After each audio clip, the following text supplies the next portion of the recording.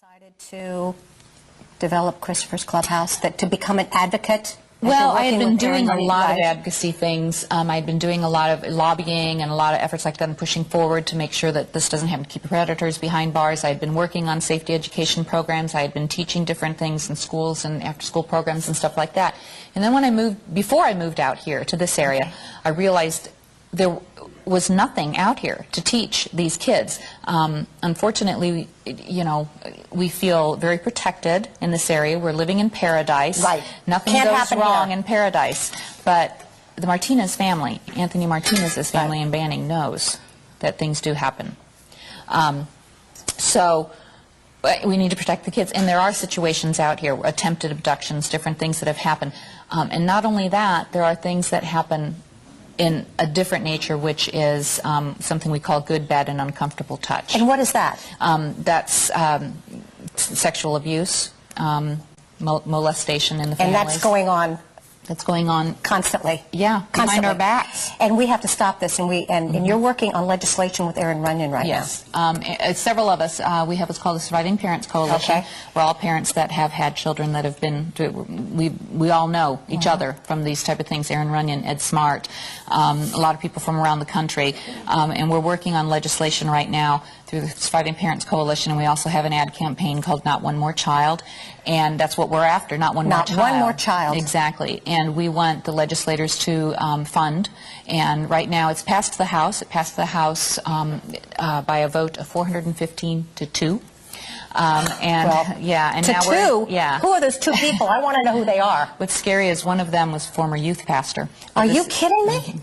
This legislation is to fund the law enforcement so we can go after the child pornographers, because currently in this country we know of, the Internet Crimes Against Children Task Forces know of the exact IP addresses, the exact serial numbers of the computers of 570,000 child pornographers. Why can't we not get them? Why can we not get them? We don't have enough funding. There's not enough funding and not enough law enforcement. In California alone, they have pinpointed 70,000 child pornographers, people that are downloading, distributing, and manufacturing child pornography in California. And we only have 77 agents that have been trained on how to go after these people. But that's not their only job. They have other things to do, too. Right. So we need funding. We need funding. And if they go to protect.org, yes, that is where you can go, where you can learn more about how you can support and call your Congress people, our House of Representatives, those representatives in the House and in the Senate, and tell them to please, please protect our children. There's also on my website, ChristophersClubhouse.com, there is a link to go directly to that as well. Well, when we come back, we're going to be talking more to Mika, but we're going to learn some self-defense with Cameron, her son. Stay tuned. It's really something, I'll tell you.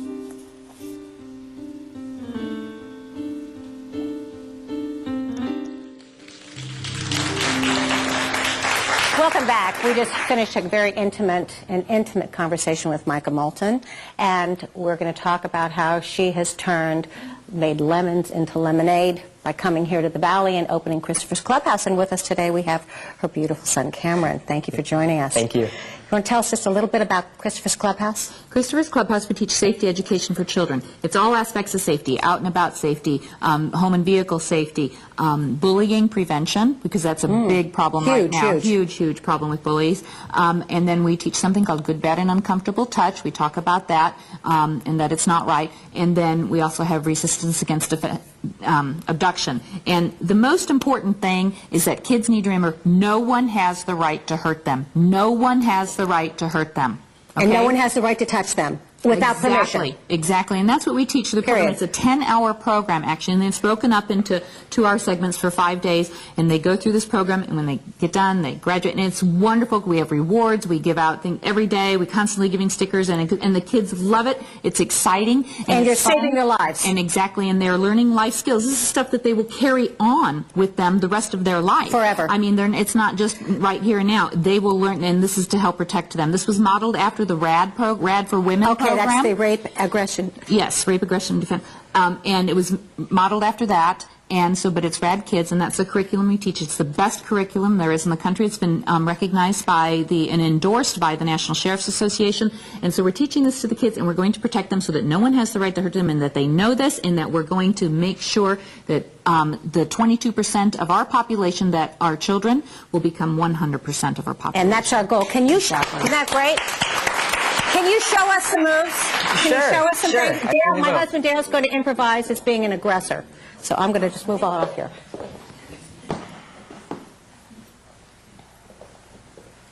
I lost my dog. Stay back! Oh, look, your zipper's down. See? That is a good one. That is a good one to remember.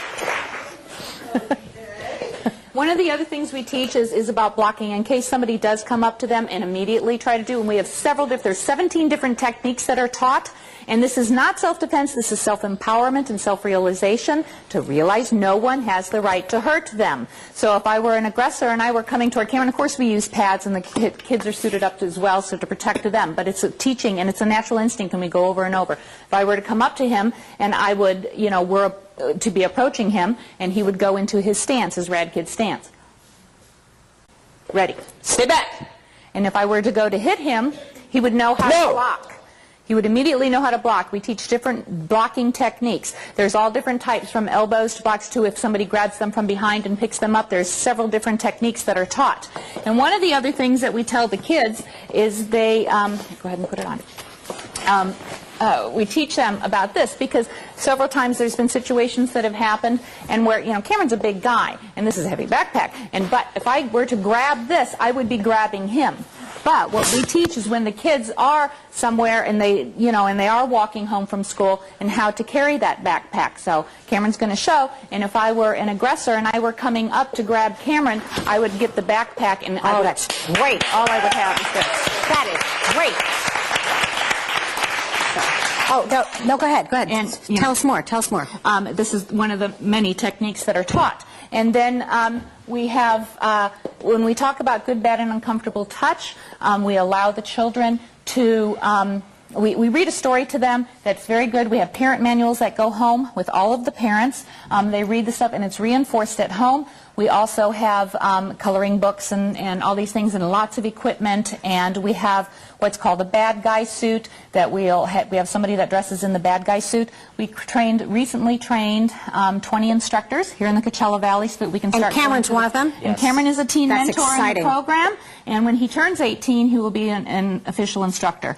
And so he's a teen mentor helping us teach, and we've got all these other instructors, and they're wonderful people, and they're ready to start going into the schools and the after-school programs and the daycare centers and start teaching this program. It's from preschool up to 12 years old, or through 12th grade. Yeah, yes. 12 years old. 12 years old. Okay. Yes, and we teach this, and we break it up into different age groups. And you're really enjoying it. Yes, I am. It's very fun. It's a very interesting thing, and I'm loving that I'll be able to teach children safety and personal empowerment. I don't want any other children to suffer what my brother had to suffer. Any other families like you, yes. Correct? I want to thank both of you for being on. God bless you. I'll do whatever I can to help support your effort. Stay tuned. When we come back, we'll have Ingredients for Life. Thank you so much.